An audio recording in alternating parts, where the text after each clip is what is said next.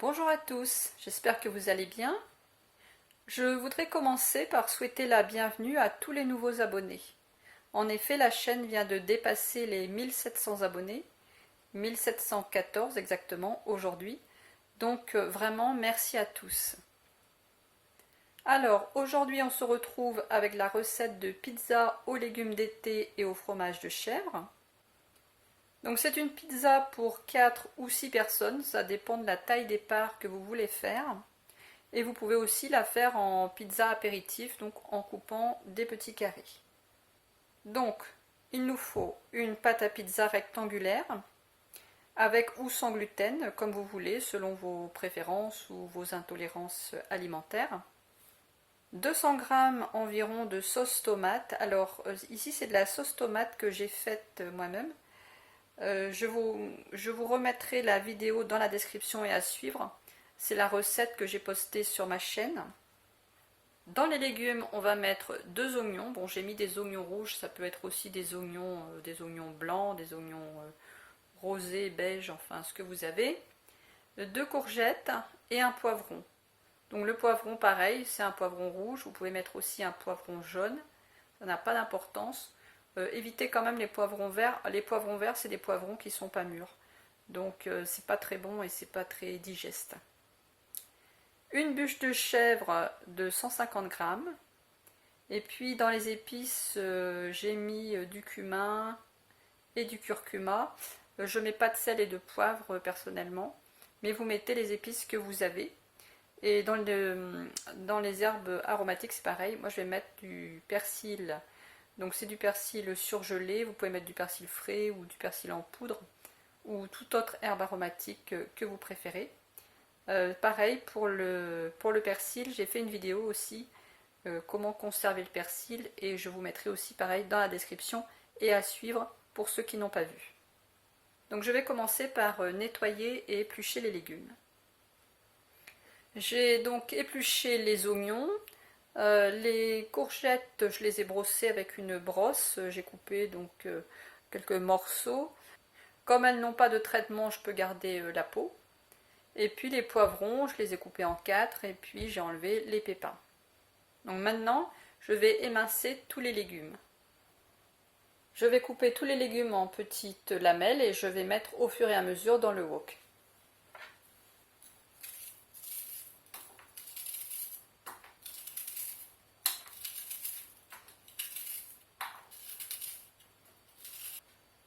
Pour les courgettes, je les coupe en tronçons.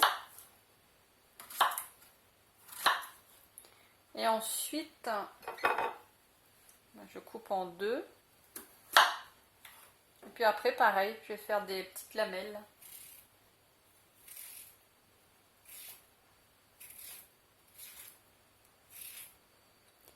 Et pareil avec le poivron.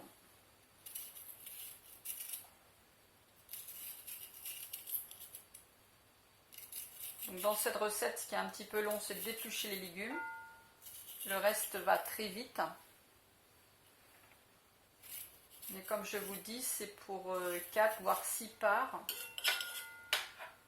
Et donc ça peut vous faire par exemple pour 2 repas. Voire même plus si vous êtes seul. Vous pourrez toujours en conserver, en manger une part, en mettre une autre au réfrigérateur pour le lendemain. Et vous pouvez aussi en congeler une part ou 2. Ça permet d'avoir un repas déjà prêt quand on n'a pas le temps, qu'on n'a pas envie de cuisiner. Bien évidemment, si vous n'avez pas de wok, ce n'est pas grave. Vous pouvez utiliser une casserole, une cocotte, une poêle, enfin ce que vous avez. Alors, vu comme ça, on a l'impression que ça fait beaucoup de légumes, mais une fois cuit, évidemment, vous savez, ça fera moins volumineux. Alors maintenant, bien, je vais rajouter toutes les épices dans les légumes. Donc vous mettez ce que vous avez. Donc là, je rajoute du curcuma, du cumin. Alors là, c'est en petites graines. Quelquefois, c'est en poudre, selon ce qu'on a. Je rajoute aussi le persil. Si vous voulez, vous mettez du sel, vous mettez du poivre. Et je mets un petit peu d'eau pour pas que ça attache. Parce que je n'ai pas mis d'huile, je n'ai pas mis de gras dans cette recette. Parce qu'il y aura déjà le fromage de chèvre. Le fromage de chèvre, évidemment, c'est comme tous les fromages, c'est gras. Donc là, je ne mets que de l'eau. Et puis maintenant, je vais mettre à cuire avec un couvercle. Et puis, de temps en temps, je viendrai remuer un petit peu. Je vous montre ce que ça donne. La plaque vient de sonner, donc ça a cuit 25 minutes. Je suis venue remuer de temps en temps. Et puis, comme vous voyez, ça a bien réduit. Alors, pendant ce temps-là, j'ai étalé ma pâte à pizza. J'ai étalé ma pâte à pizza sur une plaque qui va dans le four. J'ai étalé la sauce tomate par-dessus. Alors j'avais filmé, mais je crois qu'il y a eu un bug. Je verrai au montage, mais je pense que la prise n'a pas été faite par la caméra. Bon, enfin, c'est pas bien grave. Vous savez étaler une pâte et étaler de la sauce tomate. Alors maintenant, on va rajouter les légumes par-dessus. Alors, ce que je fais, c'est que je prends les légumes et que je les mets dans une passoire, parce qu'il y a de l'eau. Je vous ai dit, j'ai mis de l'eau. Et si je fais pas ça, ça va complètement détremper la pâte à pizza. Ça sera beaucoup trop liquide. Donc, je les passe comme ça. Je les mets dans le tamis. Et puis le jus qui va rester, je ne vais pas le jeter. Je vais le mettre dans un petit pot, je vais le congeler. Et puis ça servira pour faire un fond de... Mettre dans une soupe par exemple, ça donnera du goût. Il y a des épices de toute façon. Il y a le jus des légumes, donc ça parfumera une soupe. Ça ne sera pas perdu. Donc voilà, j'ai tous les légumes ici. J'appuie un petit peu dessus pour leur faire rendre leur eau. Voilà, je vous montre le petit jus d'un côté, les légumes de l'autre. Et puis, comme je vous dis, le jus part dans un bocal. Voilà, donc dès que le pot est refroidi, je le mets au congélateur. Et puis, je le rajouterai dans une soupe. De toute façon, on arrive bientôt en septembre. Et ça va bientôt être l'époque des soupes d'automne. Alors maintenant, il suffit tout simplement de répartir ces légumes de manière un peu uniforme sur la sauce tomate.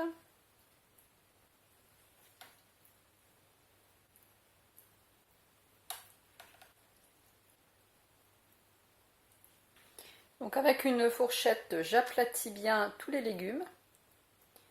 Alors vous pouvez penser que ça va faire beaucoup. Mais bon, si vous êtes une famille de 6, eh bien écoutez, c'est parfait. Et puis, c'est pareil, si vous êtes même tout seul, vous coupez des parts, comme je vous dis, vous en mangez une, vous mettez de l'autre au réfrigérateur et vous congelez le reste. Ça vous fait des repas tout prêts pour les jours où vous n'avez pas envie de faire de la cuisine. Mais en fait, voilà, ça peut être pour 1, 2, 3, 4, 5 ou 6 personnes. Il n'y a aucun problème.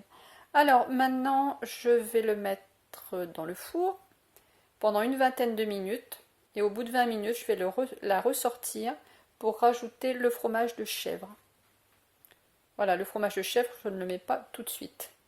Donc c'est parti pour le four à 200 degrés pendant 20 minutes. Et j'ai préchauffé mon four avant.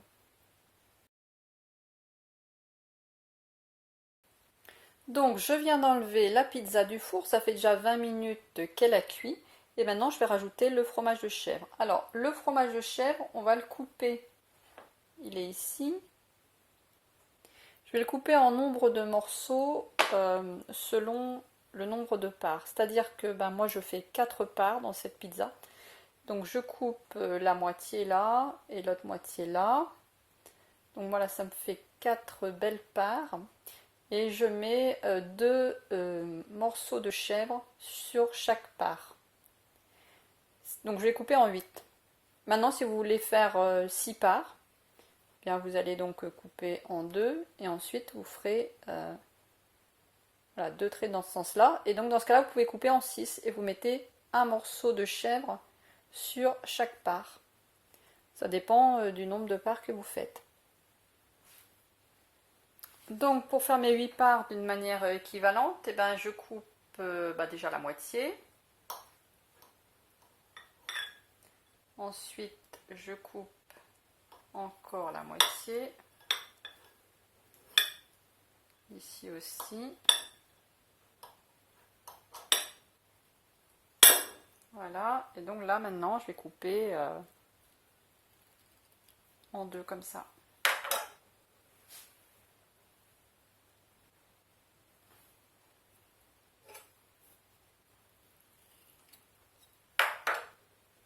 C'est une pizza qui n'est pas grasse puisque les légumes ont été cuits à l'eau. Le seul gras qu'il y a, c'est le fromage en fait. Mais bon, on va pas manger tout le même jour non plus. Hein.